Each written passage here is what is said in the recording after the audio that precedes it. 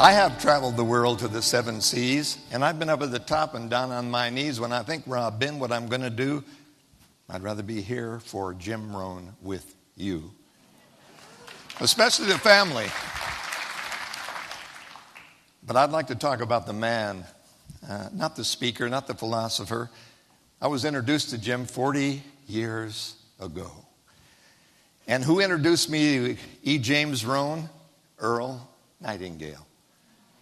And Earl discovered me because an old tape was sent to his, and make sure that you record everything you do. Because Earl heard a tape of mine, and then the next thing I knew, I met Lloyd Conant, and the next thing I knew, Earl and Lloyd took me to see E. James Rohn. I said, he doesn't leap around the stage and pluck the hair out of his chest.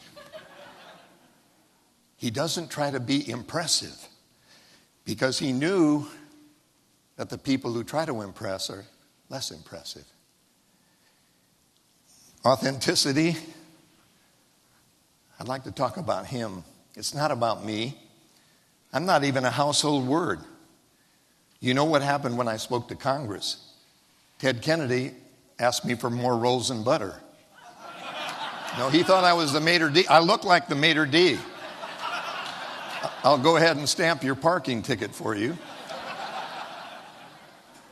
2 months ago in Vaughn's Market. Oh, yes, it happened. You don't think it really did. You think speakers make things up. No, they don't. No, I'm at the checkout stand. The guy at the checker said, "Oh my gosh, it's you. Do you know who you are?" I said, "Well, it's not that big a deal. You know, I'm not that big a deal." And he said, oh yes, you're Spider-Man's uncle. I said, "What?" I said, "No, actually, that is Cliff Robertson, and he's 82. And so Jim and I, we're the same vintage. And he and I had vintage wine and vintage oatmeal cookies with raisins, the big ones. And in the 70s, throughout Australia, late 70s, early 80s, 90s, 20th century, Earl Nightingale, sitting beside me, said, "Watch him." I said, "Wow, he's sitting on a stool." He said, "He doesn't need to leap around. Watch." Reading glasses at half-mast later on. You're going to want to write this down. Time is more important than money, because you can get more money, but you can't get more time. It spends itself in its present moment. You can't save time. Scientists can't invent more minutes. 168 hours a week on a chessboard. You move priorities, but not time. Time is the only equal opportunity employer. Wow. I said, that's big stuff.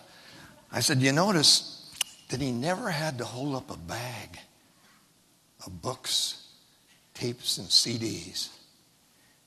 Because if you got the real thing, you don't have to tout it or shout it. People buy. If you're teaching, you don't need to sell. So he wasn't a salesman. He didn't need to be. People bought without being told. And they bought because of authenticity, total transparency, and of all things, complete humility.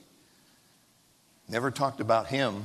That's why I like to be around him. He always asks me questions.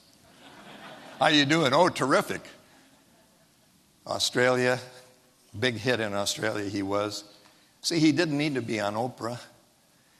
He didn't need to send out all the stuff. Word of mouth, one-on-one, telling, planting shade trees under which he knew he'd never sit. Johnny Appleseed. Throw them here, some of them take, some of them don't, doesn't matter. Not for the fame, not for the name, not for the money. And I know for a fact that the man really cared for his family and his children and his grandchildren, and was interested in their education and what they were doing, not what he was doing. So it was never about him. And Earl Nightingale leaned over and said, you know, he's possibly the greatest business philosopher of our time. I said, wow, maybe I better get to know him. Maybe he'll rub off on me. Maybe I won't need to be a shouter. Maybe I can learn from him. And sure, imitation is the greatest form of flattery. And I'm sure I've imitated and given some of his euphemisms and some of his great wisdom, but he's without peer. We're the peers that are here who love him and have learned from him. And he's not leaving a legacy, he's living the legacy. Because the immortality in a human being is what they've left in other people to carry on that legacy. So you live it, not leave it. And he said that knowledge and money were just the same. You can make a lot of money, but what good does it do you to have it? You can learn a lot, but what good does it do to learn it? It's only when you share the knowledge and re-employ the money that either of them mean anything. And he and I talked about the pharaohs of Egypt. He said, isn't it funny? They tried to take everything with them for the next life materially. And they didn't understand the difference between quality of life and standard of living. Standard of living is how much money you make, style over substance. And Jim said that quality of life was the way you spent your time, with whom, and in what environment. And I can only tell you from my experience that it has been my greatest honor and privilege to not only have learned from the mentor, but to be a friend of the man, somebody who truly walked his talk and was the real thing, not an expensive imitation.